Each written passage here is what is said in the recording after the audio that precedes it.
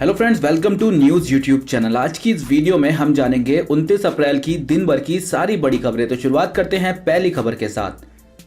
Corona में फंसे हजारों मजदूर और छात्र पहुंच सकेंगे घर, केंद्र सरकार ने जारी की हैं नई गाइडलाइंस। कोरोना लॉकडाउन के चलते देश के विभिन्न हिस्सों में प्रवासी मजदूर, छात्र और पर्यटक समेत कई लोग अभी भी फंसे हुए हैं।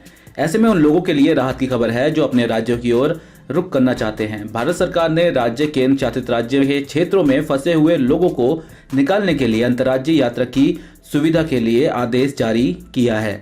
गृह मंत्रालय के इस नए आदेश के अनुसार सभी व्यक्तियों को चिकित्सीय रूप से जांचा जाएगा और उसके बाद घर पहुंचाने से पहले उन्हें क्वारंटीन किया जाएगा। सरकार की तरफ से गाइडलाइंस ऐसे वक्त पर आई हैं जब दूसरे बार बढ़ाए गए लॉकडाउन की अवधि 30 मई को खत्म होने जा रही है, लेकिन देश के कई हिस्सों में अभी भी कोरोना वायरस संक्रमण के नए मामले सामने आ रहे हैं। आइए जानते हैं गृह मंत्रालय की संशोधित गाइडलाइंस के बारे में। सभी राज्य और केंद्र शासित राज्यों के नोडल अधिकारी की नियुक्ति करें जो सभी दिशा निर्देशों का पालन करें। इतना ही नहीं, राज्य और केंद्र शासित राज्यों में पहुंचने वाले लोगों का ब्यौरा भी रखा जाएगा।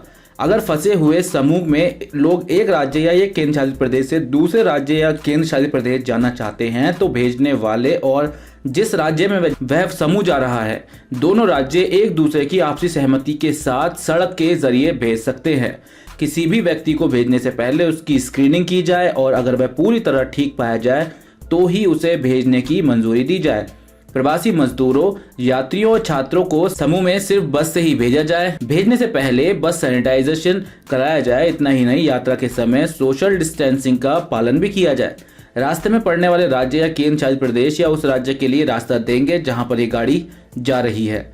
जब कोई शख्स अपने गंतव्य तक पहुंच जाएगा तो स्थानीय स्वास्थ्य विभाग की ये जिम्मेदारी है कि उसे होम क्वारंटीन में रखे। इस दौरान उसके हेल्थ चेकअप किए जाए। उस व्यक्ति को आरोग्य सेतु ऐप का इस्तेमाल करने के लिए उत्साहित किया जाए ताकि उसका हेल्थ स्टेटस पर नजर बनाई रखी जा सके और साथ ही उसे ट्रैक किया जा सके। बढ़ते हैं अपनी दूसरी खबर के ऊपर। लॉकडाउन दिल्ली, मुंबई के बाद अब हैदराबाद में घर वापस जाने के लिए इकट्ठा हुए प्रवासी मजदूर, पुलिस पर किया पथराव। दोस्तों, इस तरीके की घटनाएं दिन ब दिन सामने आ रही हैं, इसीलिए केंद्र सरकार ने फैसला लिया है कि जो मजदूर दूसरे राज्यों में फंसे हुए हैं उनको उनके गंतव्य तक पहुंचा दिया जाएगा। जल्द ही इस बात का पालन किया जाएगा। कोरोना के कारण पूरे देश में लॉकडाउन है। लोग सोशल डिस्टेंसिंग का पालन कर अपने अपने घरों में हैं। इस लॉकडाउन में सबसे ज्यादा समस्या प्रवासी मजदूरों को हो रही है। पहले दिल्ली, फिर सूरत और मुंबई के बाद अब तेलंगाना में फंसे मजदूर घर वापस जाने के लिए इकट्ठा हो गए। इस दौरान लॉकडाउन और सोशल डिस्टेंसिंग की धज्जियां उड़ गईं। पुलिस के मुताबिक उनमें से कुछ मजदूरों ने पुलिस पर पथराव भी किया, जिसमें एक जवान घायल हो गया। वहीं पुलिस की गाड़ी को नुकसान पहुंचा। आपको बता दें कि देश में कोरोना वायरस से निपटने के लिए प्रधानमंत्री नरेंद्र मोदी ने लॉकडाउन 3 मई तक के लिए बढ़ा दिया है, लेकिन इसके उलट हाल ही में मुंबई में यह अफवाह फैल गई थी कि ट्रेन खोली जाएंगी।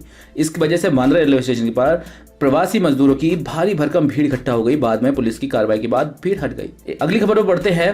पृथ्वी के पास से गुजरा उल्कापिंड, जाने वैज्ञानिकों ने क्या कहा। उल्कापिंड के बुधवार को अपराह्न 3:30 बजे पृथ्वी के पास से सुरक्षित गुजरने के बाद इससे जुड़ी अफवाहों पर विराम लग गया, लेकिन अफवाहों के इतर वैज्ञानिक इस तरह की घटनाओं को शोध कार्यों के लिए महत्वपूर्ण मान रहे हैं। वैज्ञानिकों का कहना है कि सौर मंडल में सुदूर क्षेत्रों से आने वाले इन पिंडों से सौर उत्पत्ति समेत पूर्वानुमान आदि में मदद मिलेगी। नैनीताल स्थित एरीज के वरिष्ठ खगोल वैज्ञानिक डॉक्टर ब्रिजेश कुमार ने कहा कि वैज्ञानिकों के लिए प्रत्येक खगोलीय घटना महत्वपूर्ण होती है। जब बात इनसे पृथ्वी पर खतरे को लेकर हो तो ये और भी महत्वपूर्ण हो जाती है। उन्होंने बताया कि बुधवार को गुजरे क्षुद्र ग्रह पर दुनिया भर के वैज्ञानिक नजर बनाए हुए थे। इससे पृथ्वी को किसी तरीके का कोई खतरा नहीं होने के बावजूद वैज्ञानिकों ने इसे गंभीरता से लिया। बढ़ते हैं अपनी अगली खबर पर। हरियाणा से न्यूज आ रही है, हम किसी भी कीमत पर कोरोना को दिल्ली से हरियाणा में नहीं घुसने देंगे। चीफ मिनिस्टर है हरियाणा के, उन्होंने कहा है कि कोरोना वायरस को रोकने के लिए दिल्ली से लगी गुरुग्राम, फरीदाबाद और सोनीपत की सभी सीमाओं को सील करने को जायज ठहराया है। मुख्यमंत्री खट्टर ने बुधवार को स्पष्ट रूप से कहा कि हम कोरोना वायरस को दिल्ली से हरियाणा में किसी भी कीमत पर नहीं घुसने देंगे। उन्होंने कहा कि आत्म सुरक्षा के लिए सख्ती करना आवश्यक है और इसमें कुछ भी गलत नहीं है, क्योंकि जिंदगी जो शेष है वही विशेष है। बढ़ते हैं अपनी अगली न्यूज पर।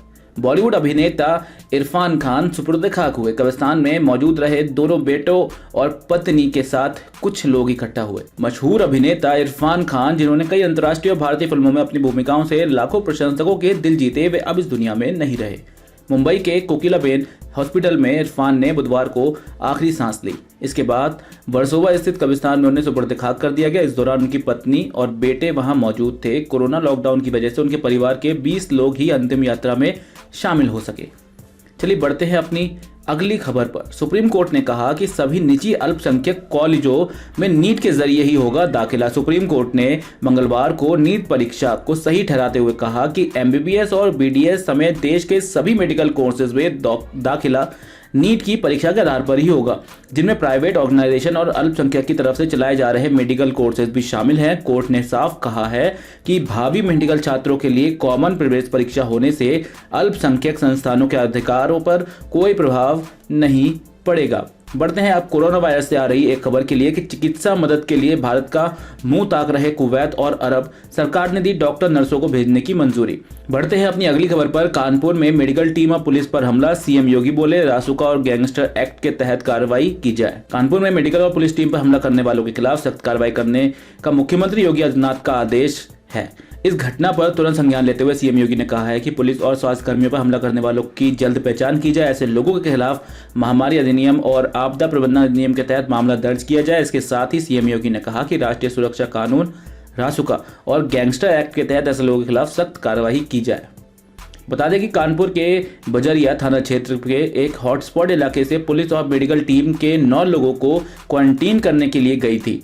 इसी दौरान मोहल्ले के लोग भड़क गए और पथराव शुरू कर दिया। बजरिया थाना क्षेत्र का मुन्नापुरवा हॉट सीसामऊ सीओ त्रिपुरारी पांडे ने बताया कि बजरिया के चुगियाना मोहल्ले एक केस कोरोना पॉजिटिव आया है। रिपोर्ट आने के बाद स्वास्थ्य विभाग की टीम बुधवार दोपहर को उनके परिवार के 9 लोगों को क्वारंटीन कराने के लिए गई थी। स्वास्थ्य विभाग की टीम के निकलते ही भीड़ ने मेडिकल टीम और पुलिस पर पथराव शुरू कर दिया। मेडिकल टीम को वहां से किसी तरह सुरक्षित निकाल लिया गया। बढ़ते हैं अपनी अगली खबर पर। बैंक कर्ज मामला, प्रकाश जावड़ेकर का राहुल पर पलटवार, चिदंबरम से ट्यूशन पढ़िए तब समझ आएगा। देश के बैंकों ने 50 बड़े विलफुल डिफॉल्टर्स का 68,607 करोड़ रुपए से अधिक का कर्ज बट्टे खाते में डालने पर कांग्रेस और मोदी सरकार के बीच आरोप प्रत्यारोप का दौर जारी है।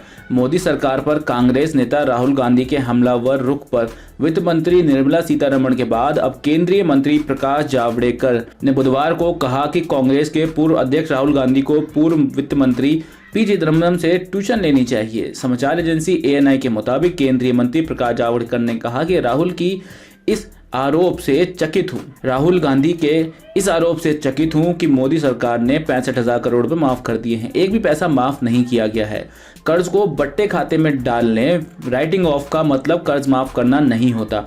राहुल गांधी को चिदंबरम से कर्ज माफी और कर्ज को बट्टे खाते में डालने में अंतर समझने के लिए कोचिंग लेनी चाहिए। बढ़ते हैं अपनी अगली खबर की तरफ। तो दोस्तों फिलहाल इस वीडियो के लिए इतना ही। उम्मीद है आपको वीडियो पसंद आया होगा। आज की दिन भर की यही सारी बड़ी खबरें थीं, जिसमें इरफान खान की मृत्यु, उल्कापिंड का पृथ्वी से टकराना, सुप्रीम कोर्ट का मेडिकल कॉलेजेस और मेडिकल कोर्सेज के लिए जो नई गाइडलाइंस हैं उनके बारे में बात करना, या कोरोना में फंसे हजारों मजदूरों छात्रों का अपने गंतव्य तक पहुंचना, जो केंद्र सरकार की नई गाइडलाइन है उसके अनुसार।